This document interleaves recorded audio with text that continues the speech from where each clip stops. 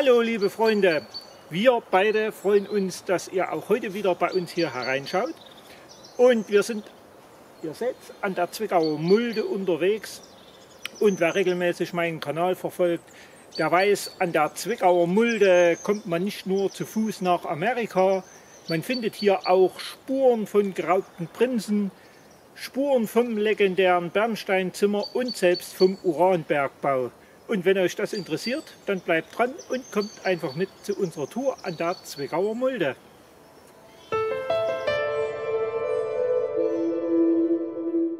Fahren wir also, umweltbewusst wie wir sind, mit dem Zug der Erzgebirgsbahn ab Zwickau in Richtung Aue-Johanngeorgenstadt bis Hartenstein. Dort angekommen fällt uns natürlich gleich die wunderbare Burg Stein ins Auge. Diese entstand im Zuge der Besiedlung des Erzgebirges, welche im 12. und 13. Jahrhundert begann. Vorrangiges Ziel damals, die Flussübergänge durch befestigte Anlagen zu sichern. Übrigens einer der Gründe, weshalb es an der Zwickauer Mulde so zahlreiche Burgen zu entdecken gibt. Da wir heute aber wandern wollen, nur so viel. 1996 erwarb Alfred Prinz von Schönburg-Hartenstein nicht nur den Poppenwald von der Stadt Hartenstein zurück, sondern gleich noch die Burg Stein dazu. Sie wurde aufwendig saniert. Die Räumlichkeiten des Burgmuseums sind während der Öffnungszeiten dennoch weiterhin öffentlich zugänglich. Doch nun genug der Burg, laufen wir der roten Markierung folgend los. Obwohl der Weg mit 11 Kilometern nicht weit ist, zu sehen gibt es unterwegs eine Menge. Viele Geschichten sowie Sagen werden wir begegnen und so benötigen wir doch ausreichend Zeit.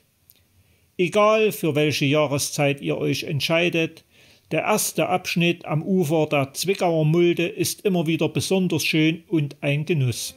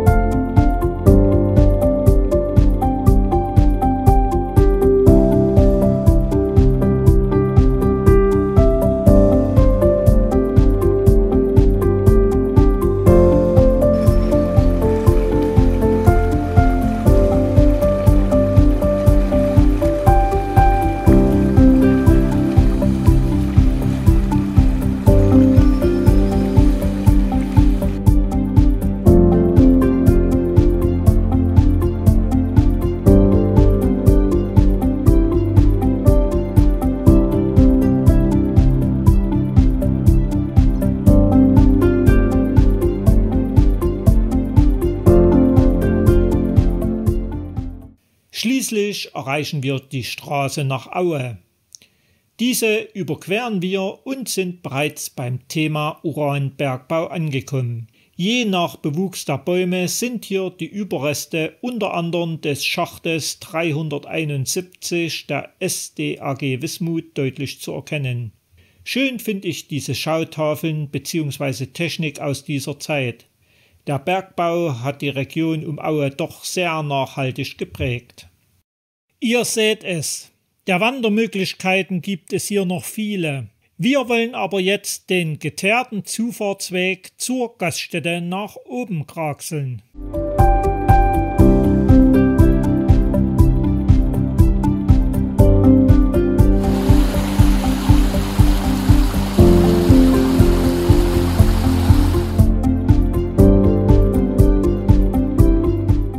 Wer möchte, der kann natürlich gerne hier einkehren. Wir wollen uns jedoch auf die Spuren der geraubten Prinzen begeben und laufen direkt an der Gaststätte diesen schmalen Weg vorbei. Wenn es die Vegetationsverhältnisse zulassen, können wir auch von hier den bereits angesprochenen und gegenüberliegenden Poppenwald sehen. Dort wurde in den 90er Jahren mit ziemlich hohem Aufwand, wie übrigens auch in Deutsch-Neudorf im dortigen Fortuna-Stollen, nach dem berühmten und verschollenen Bernsteinzimmer gesucht. Gefunden wurde es bis heute nicht. Aber beiden hat es ziemlich hohe Bekanntheit, sprich Werbung eingebracht. Nachdem wir den schmalen und schönen Bergpfad gekraxelt sind, erreichen wir sie schließlich, die Prinzenhöhle. Und spätestens jetzt werdet ihr euch fragen, wer stiehlt denn Prinzen? Im Jahr 1455 wagte es Kunz von Kaufungen nach Streitigkeiten mit dem sächsischen Kurfürsten, die beiden Prinzen Ernst und Albrecht, die beide in der sächsischen Politik übrigens noch eine große Rolle spielen sollten, aus dem Schloss von Altenburg. Hierher verschleppt wurde Prinz Ernst in diesem alten Stollen versteckt. Mit Prinz Albrecht versuchte der Entführer nach Böhmen zu kommen. Aber auch ohne Telefon und Internet sprach sich diese Entführung sehr schnell herum. Kunz von Kaufungen wurde von Köhlern entdeckt und gefangen genommen. Wenige Tage später wurde er bereits in Freiberg hingerichtet. Die Stelle, an die der abgeschlagene Kopf gerollt sein soll, ist heute noch auf dem Freiberger Marktplatz mit einem schwarzen Pflasterstein markiert. Die Augen seines steinernen Kopfes am Rathauserker schauen seitdem auf diese Stelle. Habt ihr euch an der Prinzenhöhle satt gesehen, laufen wir zunächst einige 100 Meter zurück bis zum Felsrücken. Dort biegen wir auf den zwar deutlich zu erkennenden, aber unmarkierten Weg nach rechts ab. Ich weiß auch nicht, warum er in keiner Karte eingezeichnet ist. Ich stelle euch jedoch wie immer die Links zu Outdoor Active und Komoot unten in die Beschreibung zum Video. Dort könnt ihr euch zur Sicherheit die GPS-Daten laden, denn ich finde diesen Weg schön. In seinem Verlauf führt er durch Mischwald mit vielen Buchen. Ich finde, Buchen sind wunderschöne und sehenswerte Bäume. Was sind eigentlich eure Favoriten unter den Bäumen?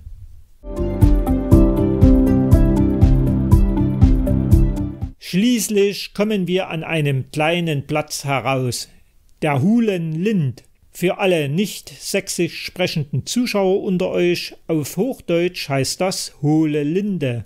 Um diese Linde, welche heute leider nicht mehr existiert, rankt sich eine Sage. Danach wurde die Seele des wilden Grafen, vermutlich ist damit Ernst II. Von Schönburg gemeint, in diese Linde verbannt.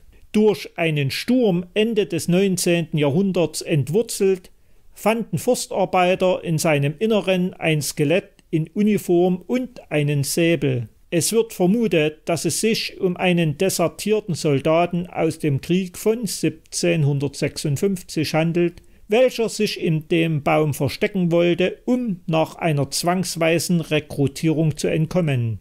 Versteckt im Baum aber brach er offensichtlich im morschen Holz durch. Dadurch konnte er sich nicht mehr selbst befreien.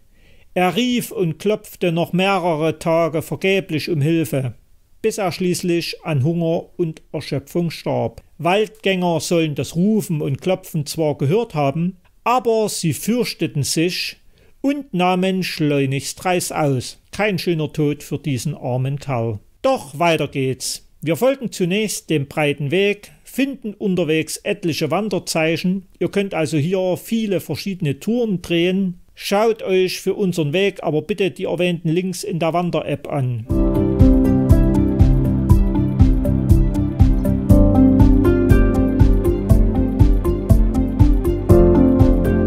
Wir müssen nicht weit gehen und erreichen eine auf der linken Seite geschlagene Schneise. Ihr solltet unbedingt die wenigen Meter diesen kleinen, schmalen Pfad zum Alexanderstein folgen. Dieser Gedenkstein wurde Alexander Fürst von Schönburg und Hartenstein für seine Verdienste um die Pflege des Hartensteiner Waldes gewidmet. Durch diese geschlagene Schneise haben wir inzwischen einen sehr schönen Blick aufs Zwickauer Land und Hartenstein.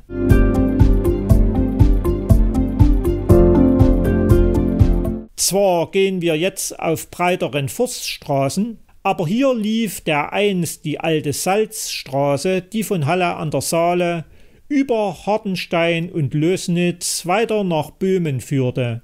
Unterwegs werden wir noch einigen Hohlwegen begegnen, welche den früheren Verlauf dieser Salzstraße kennzeichnen. Schließlich erreichen wir den stark befahrenen Autobahnzubringer aus Richtung Aue. Dort gehen wir links in den Wald.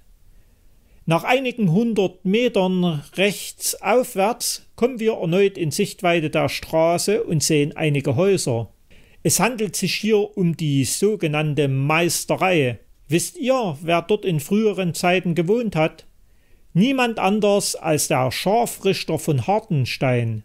Als sein Handwerk nicht mehr benötigt wurde, tötete und verwertete er gefallenes Vieh und erhielt daher die Bezeichnung Fallmeister. Daraus resultiert schließlich der Name Meisterei für sein Anwesen, welches heute leider ziemlich heruntergekommen ist. In unmittelbarer Nähe steht das Afrikanerheim. Ihr fragt euch, was hat ein Heim für Afrikaner mitten in unserem Erzgebirge zu suchen? Es war gar nicht so einfach, auf die richtige Spur zu kommen. Ich habe sehr lange gesucht. Dank der tatkräftigen Hilfe der freien Presse habe ich Herrn Riedel jedoch gefunden, welcher mir die Geschichte des Hauses erzählt hat. Max Spahn war Angehöriger der sogenannten Deutschen Schutztruppe in den afrikanischen Kolonien des Deutschen Reiches.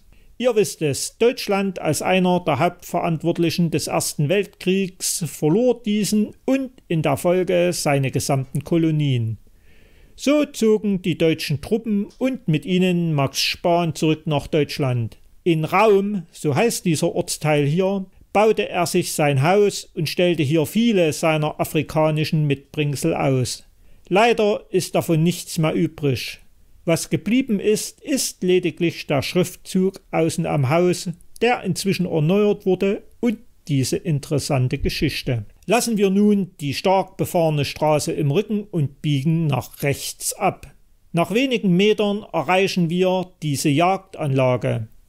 Das sogenannte Hüttenbrünnel, welches erst 1999 durch den Hartensteiner Jagdverein hergerichtet wurde. Und danach? Dann geht es mit uns mächtig den Berg hinunter. Vorbei geht es an der kleinen Jagdhütte und den immer wieder faszinierenden alten Laubbäumen.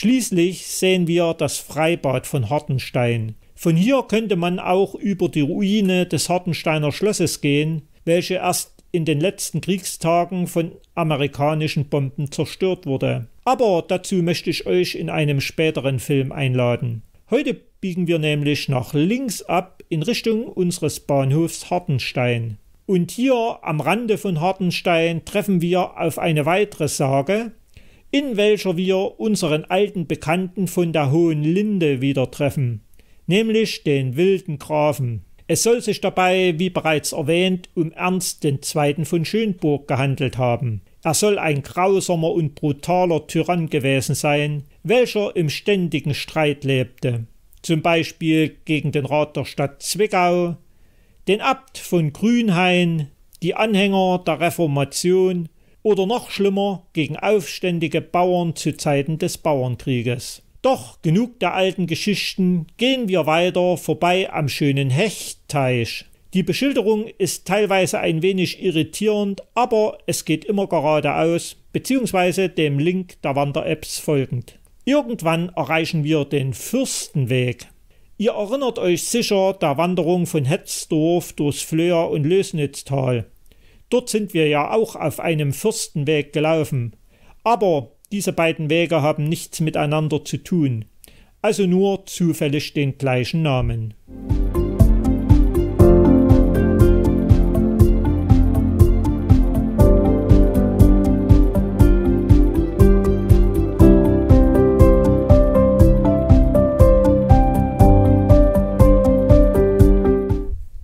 wartet noch ein kleiner, steiler Abstieg ins Tal der Mulde auf uns und schon erreichen wir wieder die Burg Stein, unseren Ausgangspunkt. Ich hoffe, ihr hattet Spaß an dieser kleinen, aber wie ich finde, reizvollen Rundtour. Schreibt doch bitte unten in die Kommentare eure Gedanken und Eindrücke von dieser Wanderung mit seinen vielen Geschichten und Sagen.